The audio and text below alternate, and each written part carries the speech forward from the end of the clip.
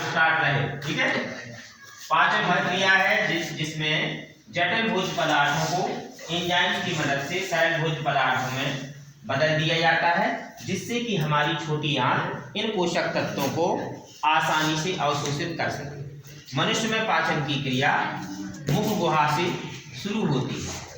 जैसे ही भोजन को किसी व्यक्ति के द्वारा मुंह के माध्यम से ग्रहण किया जाता है, मुख गुहा में भोजन को दांतों के द्वारा चबाया जाता है।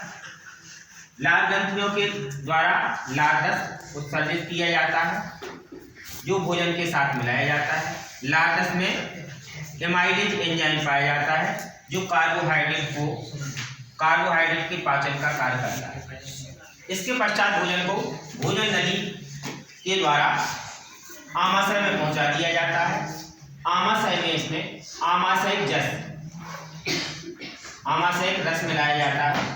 आमाशयिक रस में जो एंजाइम पाए जाते हैं और हाइड्रोक्लोरिक अम्ल पाया जाता है। म्यूसिन एंजाइम पाया जाता है। म्यूसिन एंजाइम का काम होता है कि आमाशय की दीवार को हाइड्रोक्लोरिक अम्ल के एक्शन से बचाना। और हाइड्रोक्लोरिक अम्ल का काम होता है कि भोजन के साथ आए हुए कीटाणुओं को नष्ट करना। कम से कम 2 घंटे तक, 2 से 3 घंटे तक भोजन आमाशय में रहता है। इसके पश्चात भोजन को छोटी आंत में पहुंचा दिया जाता है। जब भोजन छोटी आंत में पहुंचता है तो पित्ताशय के द्वारा इसमें पित्तरस पहुंचा दिया जाता है। अग्नाशय के द्वारा अग्नाशयिक रस पहुंचा दिया जाता है। अग्नाशयिक रस में ट्रिप्सिन एंजाइम पाया जाता है, पेप्सिन एंजाइम पाया जाता है, एमाइलेज एंजाइम पाया जाता है, जो भोजन के पोषक तत्वों को छोटे अणुओं में तोड़ने का काम करते हैं। इसके पश्चात भोजन की पाचन की पूरी प्रक्रिया छोटी आंत में संपन्न हो जाती है। इसके पश्चात पाचन की क्रिया जब पूर्ण हो जाती है तो छोटी आंत की अंदर आंतरिक दीवार में उंगली के आकार की संरचना पाई जाती हैं, जिन्हें बिलाई कहते हैं।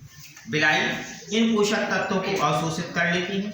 इसके पश्चात भोज्य पदार्थ आगे की ओर बढ़ते हुए बड़ी आंत में पहुंचता है। जैसे ही बड़ी आंत में भोजन पहुंचता है तो भोजन में से पानी को अवशोषित कर लिया जाता है।